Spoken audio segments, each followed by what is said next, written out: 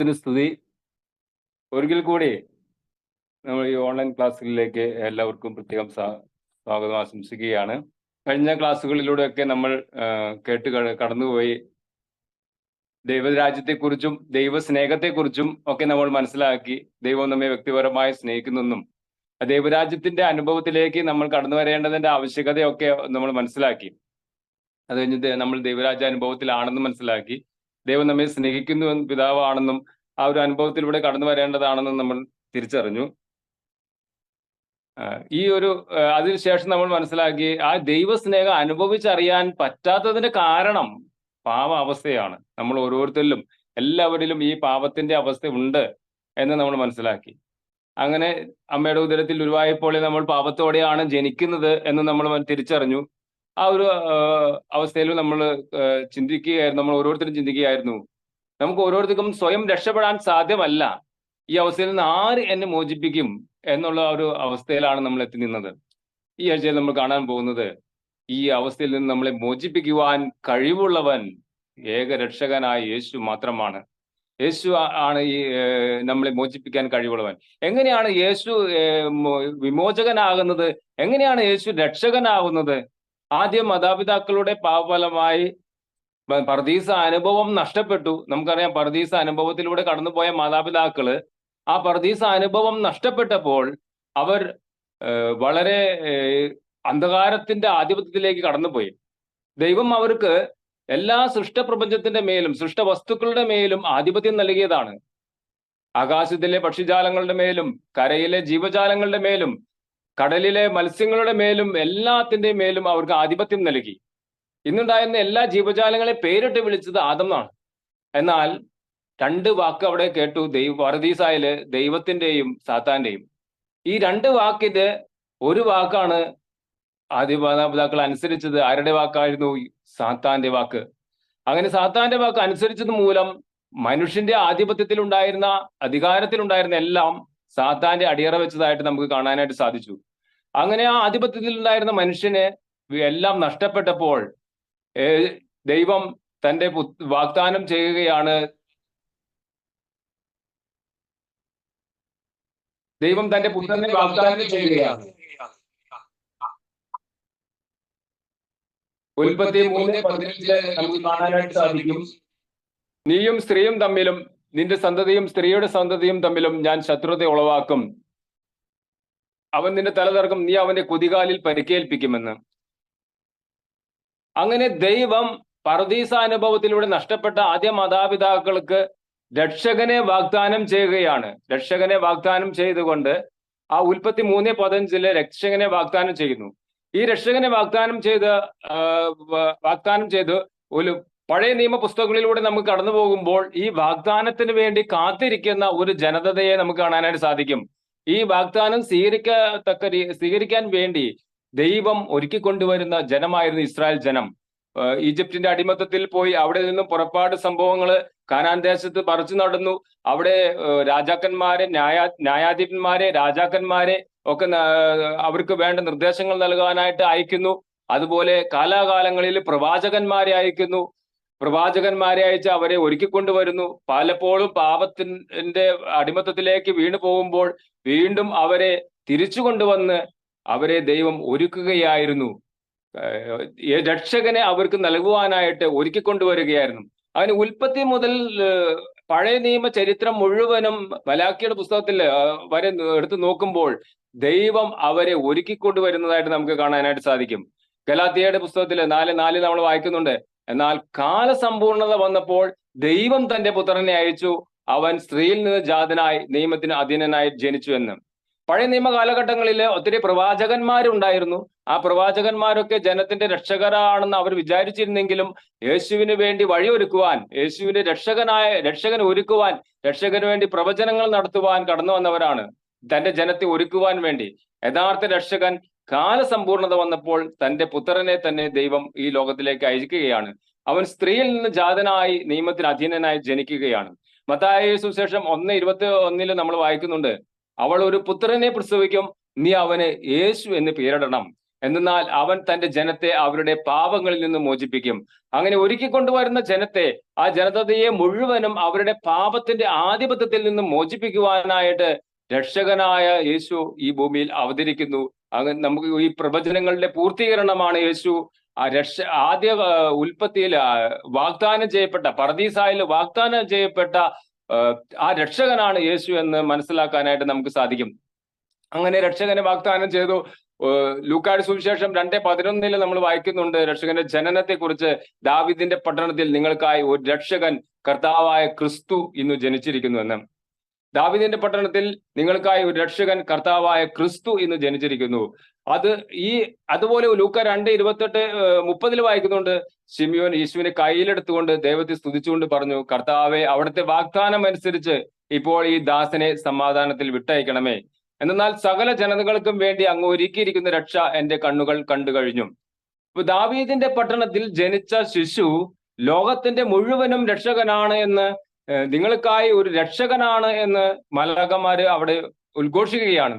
ഇത് സകല ജനങ്ങൾക്കും വേണ്ടിയുള്ള സന്തോഷത്തിന്റെ സദ്വാർത്ത. മറ്റൊരു പുസ്തകത്തിൽ നമ്മൾ വായിക്കുന്നത് സകല ജനങ്ങൾക്കും വേണ്ടിയുള്ള സന്തോഷത്തിന്റെ സദ്വാർത്തയാണ് രക്ഷകൻ എന്ന് യേശു.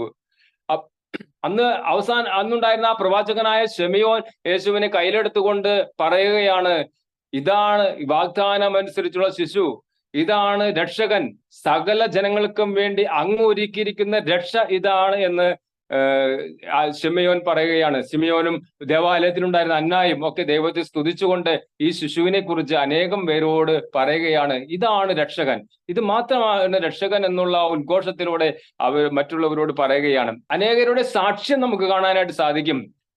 യേശു തനിക്ക് വേണ്ടി സാക്ഷ്യപ്പെടുത്തുന്നുണ്ട്. പിതാവായ ദൈവം നേരിട്ട് തന്നെ സാക്ഷ്യപ്പെടുത്തുകയാണ്, ഇതാണ് രക്ഷകൻ, ഈ രക്ഷകൻ നിങ്ങൾക്ക് വേണ്ടി നിങ്ങൾ പ്രതീക്ഷിച്ച രക്ഷകൻ ദാവീദിന്റെ പട്ടണത്തിൽ നിങ്ങൾക്കായി ജനിച്ചിരിക്കുന്ന രക്ഷകനാണ് എന്ന് സാക്ഷ്യപ്പെടുത്തുകയാണ്.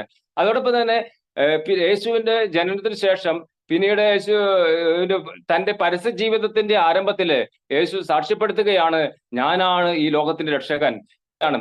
സിനഗോഗിലെ പ്രാർത്ഥനയ്ക്ക് ശേഷം അവന് പുസ്തകം, യെശയ്യാ പുസ്തകം കിട്ടി. അത് വായിച്ചുകൊണ്ട് പറയുകയാണ്, കർത്താവിന്റെ ആത്മാവ് എന്റെ മേലുണ്ട്, ദരിദ്രരുടെ സുവിശേഷം അറിയിക്കാൻ അവിടെ തന്നെ അഭിഷേകം ചെയ്തിരിക്കുന്നു. അപ്പൊ ഞാൻ അഭിഷേകം ചെയ്യപ്പെട്ടവനാണ്, ഞാൻ അയക്കപ്പെട്ടവനാണ്, നിങ്ങളെ രക്ഷിക്കാനായിട്ട് ഞാൻ അയക്കപ്പെട്ടവനാണ് എന്ന് യേശു സാക്ഷ്യപ്പെടുത്തുകയാണ്. യോഹന്നാൻ 10:10 യേശു വ്യക്തമായിട്ട് തന്നെ പറയുന്നു, മോഷ്ടിക്കാനും കൊല്ലാനും നശിപ്പിക്കാനുമാണ് കള്ളൻ വരുന്നത്, ഞാൻ വന്നിരിക്കുന്നത് അവർക്ക് ജീവൻ ഉണ്ടാകുവാനും അത് സമർത്ഥമായി ഉണ്ടാകുവാനുമാണ് എന്ന്.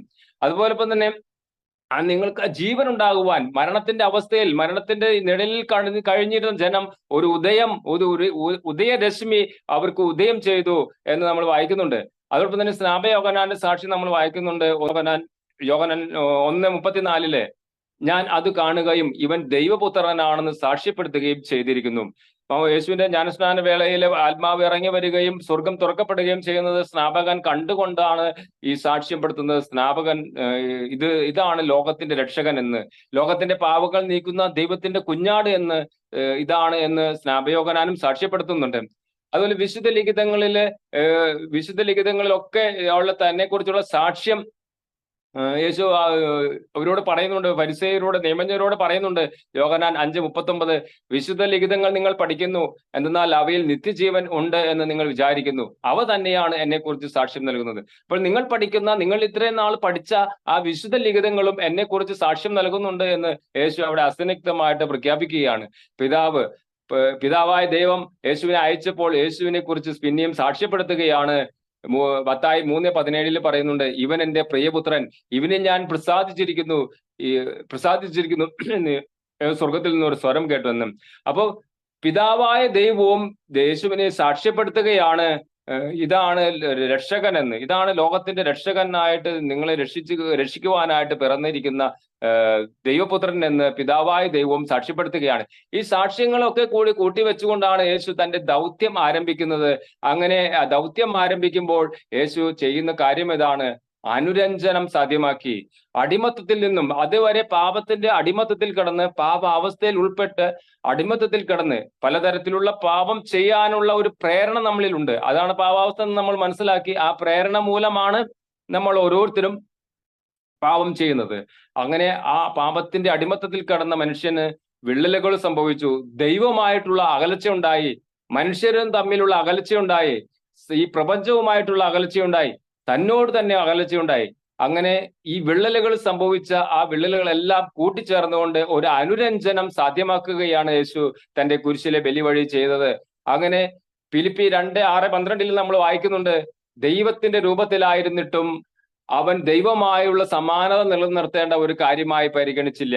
അങ്ങനെ ദൈവമായിട്ടുള്ള ഒരു സമാനത നിലനിർത്തേണ്ട കാര്യമായി പരിഗണിക്കാതെ, തുടർന്ന് നമ്മൾ അങ്ങനെ വായിക്കുമ്പോൾ മനസ്സിലാകും, തന്നെ തന്നെ ശൂന്യനാക്കിക്കൊണ്ട് ദാസന്റെ രൂപം സ്വീകരിച്ച ആ ക്രിസ്തു, തന്നെ തന്നെ ശൂന്യനാക്കി മനുഷ്യന്റെ സാദൃശ്യത്തിൽ ആയിത്തീർന്ന ആ ക്രിസ്തു, അങ്ങനെ മനുഷ്യന്റെ രൂപത്തിലായിത്തീർന്ന് മനുഷ്യന് തന്നോട് തന്നെയുള്ള വെറുപ്പ് ഇല്ലാതാക്കിക്കൊണ്ട് അനുരഞ്ജനം അവിടെ സാധ്യമാക്കുന്നു. എഫെസോസ് 2:14-15 നമ്മൾ വായിക്കുന്നു, കാരണം അവൻ നമ്മുടെ സമാധാനമാണ്, ഇരുകൂട്ടരെയും അവൻ ഒന്നിപ്പിക്കുകയും ശത്രുതയുടെ മതിലുകൾ തകർക്കുകയും ചെയ്തു. ഇരുകൂട്ടരെയും മനുഷ്യരും തമ്മിലുള്ള സകല വിധത്തിലുള്ള അകൽച്ചയും അവിടുന്ന് ഇല്ലാതാക്കി ഒന്നിപ്പിച്ച് ശത്രുതയുടെ എല്ലാ മതിലുകളെയും തകർത്തു. മറ്റുള്ളവര് ശത്രുതയുടെ മതിലുകൾ ആരംഭിച്ചത് നമുക്കറിയാം, ഏദൻ തോട്ടത്തിൽ നിന്ന് തന്നെ ആരംഭിക്കുകയാണ്. പാപത്തിന്റെ അടിമത്തത്തിൽപ്പെട്ട മനുഷ്യൻ ആദവും ഹവ്വായും ശത്രുതയിലാകുന്നു, പരസ്പരം കുറ്റം വിധിക്കുന്നു. തുടർന്നുണ്ടാകുന്ന കായേനും ആബേലും ശത്രുതയിലാകുന്നുണ്ട്. ആ ശത്രുതയുടെ എല്ലാ മതിൽക്കെട്ടുകളും തകർത്തുകൊണ്ട് ഇരുകൂട്ടരെയും ഒന്നിപ്പിച്ച് സമാധാനമായി കടന്നു വന്നു, രക്ഷ നൽകി എന്നുള്ളതാണ്. കൊളോസോസ് 1:20 സ്വർഗത്തിലും ഭൂമിയിലുമുള്ള എല്ലാ വസ്തുക്കളെയും അവനിലൂടെ തന്നോട് അവിടുന്ന് അനുരഞ്ജിപ്പിച്ചു. അങ്ങനെ ഈ സൃഷ്ടപ്രപഞ്ചത്തിലുണ്ടായിരുന്ന സകല വസ്തുക്കളും പാപം ചെയ്തത് മൂലം, പാപത്തിന്റെ അടിമത്തത്തിലേക്ക് മനുഷ്യൻ കടന്നു വന്നത് മൂലം എന്ത് സംഭവിച്ചു? അതിനെല്ലാം അവന് വിപരീതമായി മാറി, അവരെല്ലാം ശത്രുതയല്ലായി.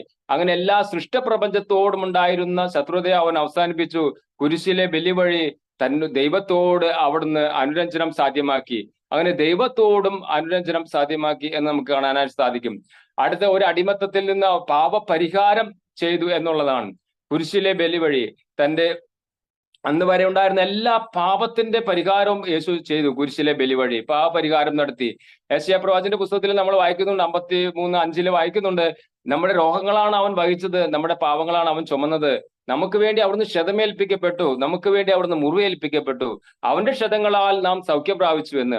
അപ്പൊ നമുക്കുണ്ടായിരുന്ന എല്ലാ തരത്തിലുള്ള അസ്വസ്ഥതകളിൽ നിന്നും, പാപത്തിൽ നിന്നും, അടിമത്തത്തിൽ നിന്നും കുരിശിലെ ബലി വഴി പാപകരമായ അവസ്ഥയിൽ നിന്നും അവിടുന്ന് നമ്മെ മോചിപ്പിച്ചു എന്നുള്ളത് നമുക്ക് മനസ്സിലാക്കാനായിട്ട് സാധിക്കും. എൻ്റെ ഒരു അനുഭവത്തിൽ നിന്ന് ഞാൻ ഒരു അനുഭവം പറയാം. ഒരു ആധിപത്യങ്ങളും പാപത്തിന്റെ അടിമത്തത്തിന്റെ അവസ്ഥയിൽ മോചിപ്പിച്ച് കഴിഞ്ഞൊരവസ്ഥ. ഏതാണ്ട് 2002 വരെയുള്ള കാലഘട്ടങ്ങളിലൂടെ കടന്നു പോയപ്പോഴൊക്കെ ഞാൻ ഒരു ഒറ്റപ്പെട്ട ഒരു വ്യക്തിയായിരുന്നു. തികച്ചും വ്യക്തിപരമായ അവസ്ഥയിലും, അതായത് എൻ്റെ വ്യക്തിത്വം വളരെ വികലമായിരുന്നു. ഒരിക്കലും ഒരാളുടെ മുമ്പിൽ നിൽക്കാനോ ഒരാളുടെ മുഖത്ത് നോക്കുവാനോ ഒക്കെ ഒന്നും സാധിക്കാത്ത തരത്തിലുള്ള ഒരു അസ്വസ്ഥതയിലൂടെ കടന്നുപോയ വ്യക്തിയാണ് ഞാനും. വാക്ക് നല്ല ഒരുപോലെ പറയുവാൻ എനിക്കറിയില്ല, പലപ്പോഴും വിക്കൽ വരും, അല്ലെങ്കിൽ അങ്ങനെയൊക്കെ വരും. മറ്റുള്ളവരുടെ വേണ്ടി പേടിയാണ്, ചിലപ്പോൾ തെറ്റിപ്പോകോ എന്നൊക്കെയുള്ള പേടി. വളരെ തരത്തിലുള്ള മാനസിക വൈകല്യങ്ങൾ, അസ്വസ്ഥതകളിലൂടെ കടന്നുപോയ വ്യക്തിയാണ്. ഇങ്ങനെ ഇരിക്കുമ്പോഴാണ് ഒരു ധ്യാനത്തിൽ സംബന്ധിക്കുന്നതും ദൈവസ്നേഹ അനുഭവം എൻ്റെ ജീവിതത്തിലൂടെ കടന്നു വരുന്നതും. ആ ദൈവസ്നേഹ അനുഭവത്തിലൂടെ കടന്നു വന്നപ്പോൾ എനിക്ക് മനസ്സിലായി, അന്ന് വരെ എനിക്ക് സ്കൂളിൽ നിന്നും പ്രത്യേകിച്ച് ഒരു കൂട്ടുകെട്ടും ഉണ്ടായിരുന്നില്ല. ഒരു ആൾക്കൂട്ടത്തിൽ ഒറ്റപ്പെട്ട അവസ്ഥയിലൂടെയാണ് ഞാൻ കടന്നുപോയിക്കൊണ്ടിരുന്നത്. ഈ അവസ്ഥയിൽ നിന്നും പലപ്പോഴും രക്ഷപ്പെടണമെന്നും ആരെങ്കിലും എന്നെ രക്ഷിക്കുമോ എന്നൊക്കെ ഞാൻ ചിന്തിക്കുമായിരുന്നു. പല സാഹചര്യങ്ങളിലൂടെ രക്ഷപ്പെടാനായിട്ട് ഞാൻ പരിശ്രമിക്കുമായിരുന്നു.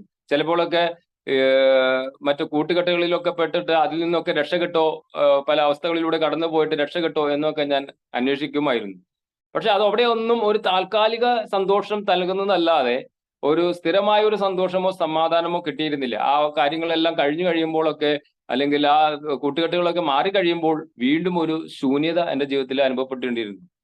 അപ്പോഴും എൻ്റെ മുന്നിൽ ഈ രക്ഷപ്പെടണം എന്നുള്ള ഒരു ആഗ്രഹം ഉണ്ടായിരുന്നു. ആര് എന്നെ രക്ഷിക്കുമെന്നുള്ള ചിന്ത എൻ്റെ ഉള്ളിലുണ്ടായിരുന്നു. കാരണം കുഞ്ഞുനാളിലൊക്കെ പള്ളിയിൽ പോവുകയും പ്രാർത്ഥിക്കുകയും ഒക്കെ ചെയ്യുന്ന വ്യക്തിയായിരുന്നു ഞാനെങ്കിലും. ഇങ്ങനെ ഇരിക്കുമ്പോഴാണ് ധ്യാനത്തിൽ കടന്നു വരുന്നത്. ഞാൻ നേരത്തെ പറഞ്ഞ പോലെ ദൈവസ്നേഹ അനുഭവത്തിലൂടെ കടന്നു വരുന്നു. അവിടെ വെച്ചാണ് യേശു എന്നെ രക്ഷകൻ എന്നുള്ള ഒരു മനോഭാവത്തിലേക്ക് കടന്നു വന്നു. എൻ്റെ മനസ്സിലേക്ക്, എൻ്റെ കാതുകളിലേക്ക്, എൻ്റെ ഹൃദയത്തിലേക്ക് കടന്നു വരികയാണ്, ആരൊക്കെ ഉപേക്ഷിച്ചാലും, ആരൊക്കെ തള്ളിക്കളഞ്ഞാലും, മാറ്റി നിർത്താലും മാറ്റി നിർത്താത്ത ദൈവം നിന്റെ കൂടെയുണ്ട്. പെറ്റമ്മ മറന്നാലും നീ ഉപേക്ഷിക്കാത്ത ദൈവം നിന്റെ കൂടെയുണ്ട്. അവനാണ് നിന്റെ രക്ഷകൻ. അവൻ നിന്നെ രക്ഷിച്ചു കഴിഞ്ഞതാണ്. നിന്റെ എല്ലാ അപരാധങ്ങളിൽ നിന്നും പാവങ്ങളിൽ നിന്നും നിന്നെ രക്ഷിച്ചു കഴിഞ്ഞതാണ്, നിന്നെ സ്വതന്ത്രമാക്കിയതാണ് എന്നുള്ള ആ വചനങ്ങളൊക്കെ എന്റെ മനസ്സിലേക്ക് കടന്നു വരാൻ തുടങ്ങി. അപ്പൊ മലകൾ ഏശയ്യാ 53:14 വചനം പറയുന്നുണ്ട്, മലകൾ മാറ്റപ്പെട്ടേക്കാം, കുന്നുകൾ അകന്നു പോയേക്കാം, എന്നാലും എന്റെ അചഞ്ചലമായ സ്നേഹം നിന്നെ പിരിയുകയില്ല, എന്റെ സമാധാന ഉടമ്പടിക്ക് മാറ്റം വരികയില്ല എന്നുള്ള വചനമൊക്കെ കടന്നു വരാൻ തുടങ്ങി. അപ്പൊ ഇതൊക്കെ എന്നെ വളരെയേറെ എന്റെ ഹൃദയത്തിലേക്ക് വളരെയേറെ ആശ്വാസം നൽകാനായിട്ട് ഇടവന്നു. യേശു എന്നെ രക്ഷിച്ചു കഴിഞ്ഞതാണെന്നുള്ള ഒരു അവസ്ഥ എന്നിലേക്ക് കടന്നു വന്നപ്പോൾ ആഴമായിട്ട് അനുതാപത്തിലേക്കും ഭാവബോധത്തിലേക്കും കടന്നു വന്ന് ഒരു കുമ്പസാരത്തിലേക്ക് കടന്നു വന്ന് അങ്ങനെ യേശുവിന്റെ ആ രക്ഷ സ്വന്തമാക്കുവാൻ എനിക്ക് സാധിച്ചു. തുടർന്ന് എന്റെ ജീവിതത്തിൽ അങ്ങോട്ട് എന്താ പറയാ, റോക്കറ്റിന് തീ പിടിച്ച പോലെ ഒരു അവസ്ഥയിലായിരുന്നു. റോക്കറ്റിന് തീ പിടിച്ച എന്താണ് അവസ്ഥ? നേരെ മുകളിലേക്ക് ഒറ്റ കുതിപ്പാണ് എന്ന് പറഞ്ഞതുപോലെയായിരുന്നു എന്റെ ജീവിതത്തില്. അന്ന് വരെ പിന്നീട് പല ജീസസ് യൂത്തിലൂടെ കടന്നുപോയി, പല ധ്യാന ടീമുകളിലൂടെ കടന്നുപോയി. ദൈവം കുറെ കാര്യങ്ങൾ പഠിപ്പിച്ചു, പ്രാർത്ഥിക്കാൻ പഠിപ്പിച്ചു, കൗൺസിലിംഗ് രംഗത്ത് ദൈവം എന്നെ അനുഗ്രഹിച്ചു. പലരെയും ഈ ഹൃദയം തകർന്ന ഇതുപോലെ എന്റെ അവസ്ഥയിലൂടെ ഹൃദയം മനസ്സും തകർന്ന അവസ്ഥയിലൂടെ കടന്നുപോയ അനേകരെ എന്നിലൂടെ കർത്താവ് രക്ഷിച്ചു എന്നുള്ളതാണ്. അപ്പോ ദൈവം പാവപരിഹാരം എന്ന് പറയുമ്പോൾ 1 കൊളോസോസ് 13:14 നമ്മൾ വായിക്കുന്നുണ്ട്, അന്ധകാരത്തിന്റെ ആധിപത്യത്തിൽ നിന്ന് അവിടുന്ന് നമ്മെ മോചിപ്പിച്ചു, അവിടുത്തെ പ്രിയപുത്രന്റെ രാജ്യത്തിലേക്ക് നമ്മെ ആനയിക്കുകയും ചെയ്തു, അവനിലാണല്ലോ നമുക്ക് രക്ഷയും പാപമോചനവും ലഭിച്ചിരിക്കുന്നത്. അപ്പൊ അന്ന് വരെ ഉണ്ടായിരുന്ന സകലവിധ ആധിപത്യങ്ങളിൽ നിന്നും എന്നെ കർത്താവ് രക്ഷിച്ചു എന്നുള്ളതാണ്. അവിടുന്ന് എന്നെ രക്ഷിച്ചു കഴിഞ്ഞതാണ് എന്നുള്ള സത്യം, ആ രക്ഷ സ്വന്തമാക്കുവാനായിട്ട് ഞാൻ വൈകിയല്ലോ എന്നുള്ള ആ തിരിച്ചറിവിലൂടെ കർത്താവിന്റെ രക്ഷ ഞാൻ സ്വന്തമാക്കിയപ്പോൾ, ആ രക്ഷിച്ചു കഴിഞ്ഞവന്റെ കൂടെ ഞാൻ യാത്ര ചെയ്യാൻ തുടങ്ങിയപ്പോൾ സകലവിധ ആധിപത്യത്തിൽ നിന്നും എന്നെ രക്ഷിച്ചു.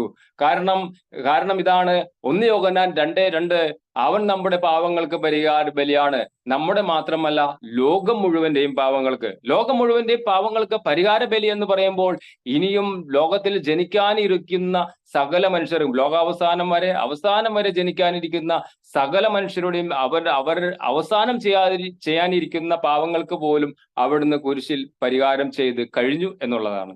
ആദത്തിന്റെ കാലം മുതൽ യേശുവിന്റെ കാലം വരെ ഉള്ള മനുഷ്യരുടെ പാവങ്ങൾക്ക് മാത്രമല്ല പരിഹാരം ചെയ്തു കഴിഞ്ഞത്, ഇനിയും ലോകത്തിന്റെ അവസാനം വരെ ജനിക്കാനിരിക്കുന്ന അവസാനത്തെ മനുഷ്യന് വരെയും അവിടുന്ന് പാവപരിഹാരം ചെയ്തു കഴിഞ്ഞു. അപ്പൊ അവിടുത്തെ കുരിശിലെ കാണുമ്പോൾ എന്റെ മനസ്സിൽ ഞാൻ ഓർക്കുന്ന കാര്യം ഇതാണ്, ഞാൻ മരിക്കേണ്ട സ്ഥാനത്ത് അവിടുന്ന് എനിക്ക് വേണ്ടി മരിച്ചു. ഞാൻ പാപത്തിന്റെ അടിമത്തത്തിലായിരുന്ന മനുഷ്യൻ, ഞാൻ പാപത്തിന്റെ പരിണത ഫലം എന്താണ്? പാപത്തിന്റെ ശമ്പളം മരണമാണ്. അപ്പൊ ഞാൻ മരിക്കേണ്ട സ്ഥാനത്ത് എനിക്ക് വേണ്ടി അവിടുന്ന് മരിച്ചു. ഞാൻ പല തരത്തിലുള്ള കെട്ടുപാടുകളിൽ പെട്ടിരുന്ന വ്യക്തിയായിരുന്നു.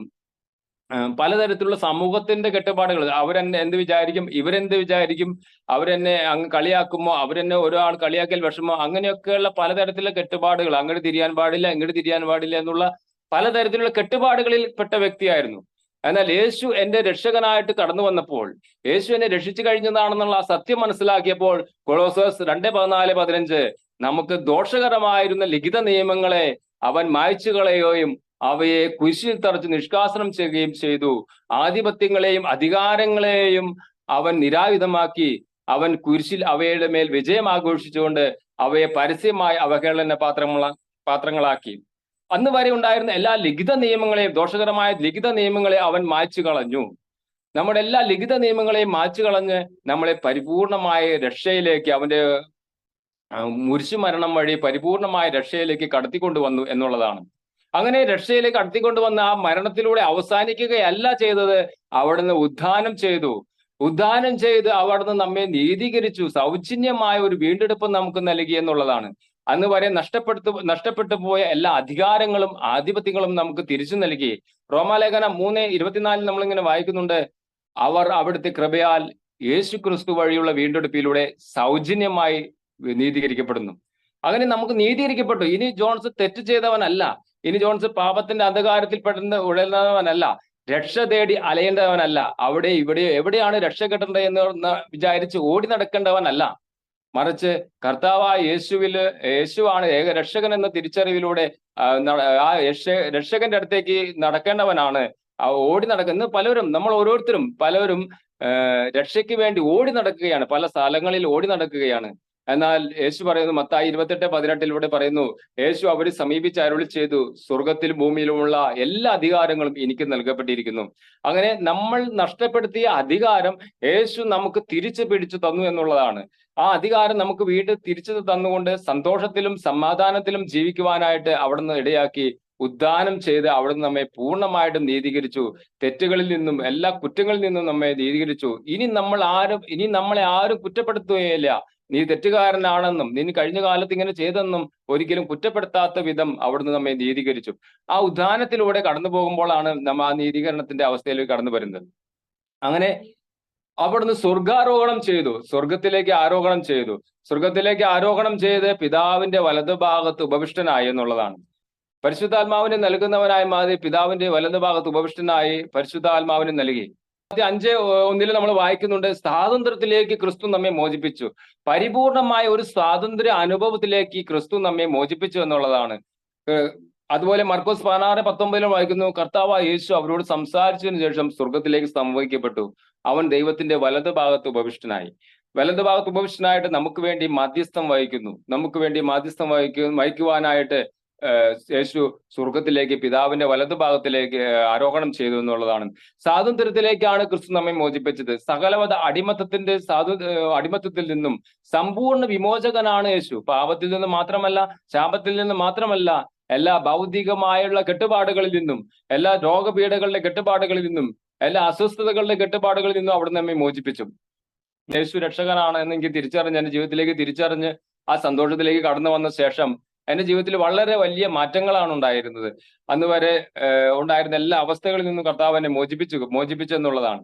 തീർച്ചയായും രോഗത്തിന്റെ അവസ്ഥ, നിരാശയിലും വിഷമത്തിലും ദുഃഖത്തിലും സങ്കടത്തിലും കഴിഞ്ഞിരുന്ന അവസ്ഥയിൽ നിന്നെല്ലാം മോചിപ്പിച്ചു. പാപത്തിന്റെ അന്ധകാരത്തിലേക്ക് വഴുതി പോയിക്കൊണ്ടിരുന്ന എന്നെ, ആ യുവത്വത്തിന്റെ സമയങ്ങളിലായിരുന്നു, പാപത്തിന്റെ അടിമത്തത്തിലേക്ക് വഴുതി പോയിക്കൊണ്ടിരുന്ന എന്നെ അതിൽ നിന്നെല്ലാം ക്രിസ്തു എന്നെ മോചിപ്പിച്ചു. അതോടൊപ്പം തന്നെ പടിയായിട്ട് കർത്താവ് എന്നെ സമ്പത്തിൽ വളർത്തി എന്നുള്ളതാണ്. എനിക്ക് ഉണ്ടായിരുന്ന ജോലി, ഞാനൊരു മനപ്പണിക്കാരനായിരുന്നു. ആ ജോലി കൂടുതൽ മെച്ചപ്പെടുത്തി സ്വന്തമായിട്ട് ജോലി ചെയ്യാനും ഒക്കെ ദൈവം ഇടവരുത്തി. അങ്ങനെ അതിൽ നിന്നും പടിയായിട്ട് വളർത്തി.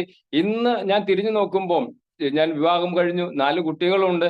അതോടൊപ്പം തന്നെ ഒരു കാറ് വാങ്ങി, അത് വീട് വെച്ചു. ഇന്ന് വീടിന്റെ ഇപ്പോൾ അപ്സ്റ്റെയർ പണിതുകൊണ്ടിരിക്കുന്നു. അങ്ങനെ ദൈവം എന്നെ എല്ലാ മേഖലകളിൽ നിന്നും വിമോചിപ്പിച്ചു. ഈ വിമോചനം കണ്ടുകൊണ്ട് അയൽവക്കത്തുള്ളവരൊക്കെ ചോദിക്കും, ഈ അവസ്ഥയിൽ കിടന്ന ഏതൊരു അവസ്ഥയിൽ കിടന്ന വ്യക്തിയാണ് ഈ ജോൺസൺ എന്നൊക്കെ ഇപ്പോഴും ചോദിക്കുന്നുണ്ട്. അപ്പോൾ സമഗ്രമായ ഒരു വിമോചനം. ഇങ്ങനെ ഇരിക്കുന്ന അവസ്ഥയിലാണ് ഈ ഒരു 2.5 വർഷം 3 വർഷം മുമ്പ് ഏകദേശം എനിക്കൊരു ആക്സിഡന്റ് ഉണ്ടായി. ഞാനും ഈ നമ്മുടെ ജനിയും ഒക്കെ ബൈക്കിന് പോയ സമയത്ത് ഒരു പട്ടി വട്ടം ചാടിയതാണ്. പട്ടിക്കെട്ടി ഇടിച്ചിട്ട് വണ്ടി വലിച്ചിട്ട് പോയി. ജനി തെറിച്ചു പോയി. ജനിക്ക് ദൈവാനുഗ്രഹം കൊണ്ടൊന്നും സംഭവിച്ചില്ല. എനിക്ക് എന്റെ കാലൊക്കെ ഒടിഞ്ഞ്, ശരിക്കും ആ ആക്സിഡന്റ് തന്നെ മരണത്തിലേക്ക് പോകേണ്ടതാണ്. എന്റെ ജീവിത പങ്കാളി ഇങ്ങനെയൊക്കെ പറയുന്ന അവസ്ഥയിൽ ഇങ്ങനെയൊക്കെ പോയാൽ എന്താവും എന്നൊക്കെ പറയുമ്പോൾ ഞാൻ പറയും, ദൈവം എന്നെ ഏൽപ്പിച്ചിരിക്കുന്ന ജോലി കഴിയാതെ ഇവിടെ നിന്ന് ഞാൻ പോകില്ല. അതായത് ദൈവം എന്നെ സ്വാതന്ത്ര്യത്തിലേക്ക് മോചിപ്പിച്ചിട്ടുണ്ടെങ്കിൽ, യേശു എന്റെ രക്ഷകനാണ്, എന്നെ അവിടുന്ന് മോചിപ്പിച്ച് കഴിഞ്ഞതാണെങ്കിൽ തീർച്ചയായിട്ടും ഒരു ശക്തിക്കും എന്നെ തോൽപ്പിക്കാനായിട്ട് സാധിക്കില്ല എന്നുള്ളതാണ്. അതുകൊണ്ടാണ് യോഹന്നാൻ 1:12 ഇങ്ങനെ വായിക്കുന്നത്, തന്നെ സ്വീകരിച്ചവർക്കെല്ലാം, തന്റെ നാമത്തിൽ വിശ്വസിക്കുന്നവർക്കെല്ലാം ദൈവമക്കളാവാൻ അവൻ കഴിവ് നൽകിയെന്ന്. ദൈവമക്കളാകണം എങ്കിൽ തീർച്ചയായിട്ടും ആ ദൈവത്തിന്റെ സ്വഭാവത്തിൽ നമ്മൾ ആയിത്തീരും. CCC 430 നമ്മളിങ്ങനെ വായിക്കുന്നു, യേശു എന്ന പദത്തിന് ഹീബ്രു ഭാഷയിൽ ദൈവം രക്ഷിക്കുന്നു എന്നാണ് അർത്ഥം. അതുപോലെ തുടർന്ന് നമുക്ക് കാണാനായിട്ട് സാധിക്കും, CCCയിലൂടെ കടന്നു പോകുമ്പോൾ മതബോധനത്തിന്റെ കേന്ദ്രം ക്രിസ്തുവാണെന്ന് CCC പഠിപ്പിക്കുന്നുണ്ട്. കാരണം ദൈവ മനുഷ്യരെ ക്രിസ്തുവുമായി ഐക്യത്തിൽ കൊണ്ടുവരിക എന്നതാണ് മതബോധനത്തിന്റെ ലക്ഷ്യം. ആ ലക്ഷ്യത്തിലേക്ക് എത്തുവാൻ, പിതാവിന്റെ സ്നേഹത്തിലേക്ക് നമ്മെ നയിക്കുവാനും അങ്ങനെ പരിശുദ്ധ ത്രിത്വത്തിന്റെ ജീവനിൽ നമ്മെ ഭാഗഭാക്കാക്കുവാനും ക്രിസ്തുവിന് മാത്രമേ സാധിക്കൂ എന്ന് നമുക്ക് കാണാനായിട്ട് സാധിക്കും. അതുപോലെ തന്നെ മതബോധനത്തിന്റെ അന്തസത്തയായി നാം കാണുന്ന ഒരു വ്യക്തിയാണ്. ഈ വ്യക്തി ഏതാണ്? നസ്രത്തിൽ നിന്നുള്ള യേശുവാണ്. ഈ യേശുവിനെയാണ് പിതാവിൽ നിന്നുള്ള ഏകപുത്രനായ അവിടുന്ന് നമുക്ക് വേണ്ടി പീഡകൾ സഹിച്ച് മരിച്ച് ഉദ്ധാനം ചെയ്ത് ഇപ്പോൾ നമ്മുടെ എപ്പോഴും വസിക്കുന്നവനാണ്. അങ്ങനെ ആ വസിക്കുന്ന ക്രിസ്തു നമ്മെ രക്ഷിച്ചു കഴിഞ്ഞു എന്നാണ് നമുക്ക് മനസ്സിലാക്കാനായിട്ട് സാധിക്കുന്നു. യേശു ഏകരക്ഷകൻ എന്ന് പറയുമ്പോൾ കാലത്തിന്റെ പൂർണ്ണതയില് അവിടുന്ന് നമ്മെ രക്ഷിച്ചു കഴിഞ്ഞവനാണ്. രക്ഷകന്റെ വാഗ്ദാനത്തിൽ കാത്തിരുന്ന ജനം നീണ്ട കാത്തിരിപ്പില്, പ്രവാചകന്മാരിലൂടെ നീണ്ട കാത്തിരിപ്പിലൂടെ ഈ രക്ഷകനെ സ്വീകരിച്ച് ആ രക്ഷക വാഗ്ദാനത്തിലൂടെ കടന്നു വന്നു. സാക്ഷ്യം തന്റെ തന്നെ സാക്ഷ്യവും പിതാവിന്റെയും സ്നാപകയോഹന്നാന്റെയും വിശുദ്ധ ലിഖിതങ്ങളുടെയും ഒക്കെ സാക്ഷ്യം അവനുണ്ടായിരുന്നു. അതോടൊപ്പം തന്നെ അനുരഞ്ജനം സാധ്യമാക്കി അവൻ. കുരിശിലെ ബലി വഴി അനുരഞ്ജനം സാധ്യമാക്കി, പാവപരിഹാരം ചെയ്തു, നമ്മെ നീതീകരിച്ചു, ഉദ്ധാനം ചെയ്തു, അതുപോലെ നീതീകരിച്ചു. കുരിശുമരണത്തിലൂടെ എല്ലാം നമ്മെ രക്ഷിച്ചു കഴിഞ്ഞു. സ്വർഗാരോഹണം ചെയ്തെന്ന് പരിശുദ്ധാത്മാവിനെ നമുക്ക് നൽകിക്കൊണ്ട് ഇനി ആരും പാപം ചെയ്യാതിരിക്കാനായിട്ട്, ഇനി ആരും തെറ്റിൽ ഉൾപ്പെടാതിരിക്കാനായിട്ട് ഇനി നിത്യ സഹായകനായ പരിശുദ്ധാത്മാവ് നമ്മെ നിത്യം കൂടെ നയിക്കുന്നു. അങ്ങനെ നിത്യം കൂടെ നയിക്കുന്ന പരിശുദ്ധാത്മാവിലൂടെ, ആ പരിശുദ്ധാത്മാവിന്റെ ശക്തിയിലൂടെ യേശുവിന്റെ രക്ഷാകര അനുഭവത്തിന്റെ ശക്തി നമുക്ക് അനുഭവിക്കുവാനായിട്ട് സാധിക്കുന്നു. ലോക യുവജന സമ്മേളനത്തില് മഹാനായ നമ്മുടെ ബെനഡിക്ട് 16 മാപ്പാപ്പ പറഞ്ഞൊരു വചനം ഇതാണ്. യുവജനങ്ങൾ 1,00,000-ലധികം യുവജനങ്ങൾ കൂടിയിരിക്കുന്ന സമ്മേളനത്തിൽ പറഞ്ഞതാണ്, യുവജനങ്ങളെ നിങ്ങൾ എല്ലാവരും സന്തോഷം തേടുന്നവരാണ്, സന്തോഷം അന്വേഷിക്കുന്നവരാണ് എന്ന് എനിക്കറിയാം. നിങ്ങൾ അന്വേഷിക്കുന്ന ആ സന്തോഷത്തിന്റെ പേരാണ് നസ്രായനായ യേശു ക്രിസ്തു. ഇവനെ അനുധാവനം ചെയ്യേണ്ടി വരുന്നവന് തന്റെ സന്തോഷം ബലി കഴിക്കേണ്ടി വരുമെന്ന് ആരാണ് നിങ്ങളെ തെറ്റിദ്ധരിപ്പിച്ചത്? അതെ, യേശു നമ്മെ രക്ഷിച്ചു കഴിഞ്ഞതാണ്. സമ്പൂർണ്ണ വിമോചനം അവൻ നമ്മെ രക്ഷിച്ചു കഴിഞ്ഞതാണ്. ഇനി നമ്മൾ രക്ഷ തേടി അലയേണ്ടതില്ല. നമുക്കൊരു നിമിഷം പ്രാർത്ഥിക്കാം.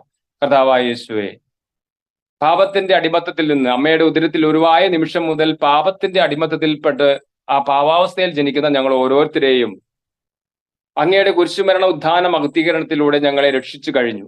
അങ്ങനെ യേശു എന്ന പദം രക്ഷകനായി മാറി. അവിടുത്തെ കുരിശുമരണത്തിലൂടെ കർത്താവായി ഞങ്ങളെ അവിടുന്ന് മാറി, ഞങ്ങളുടെ കർത്താവായി, ഞങ്ങളുടെ കർത്തൃത്വം അവിടുന്ന് ഏറ്റെടുത്തു. അവിടുന്ന് സ്വർഗത്തിലേക്ക് ആരോഹണം ചെയ്തു, ഞങ്ങളെ അഭിഷേകം ചെയ്തുകൊണ്ട് അഭിഷിക്തനായി മാറി. അങ്ങനെ ഞങ്ങളുടെ മിശിഹായായി, നമ്മുടെ കർത്താവായ ഈശോ മിശിഹായ്ക്ക് സ്തുതിയായിരിക്കട്ടെ. ആമേൻ.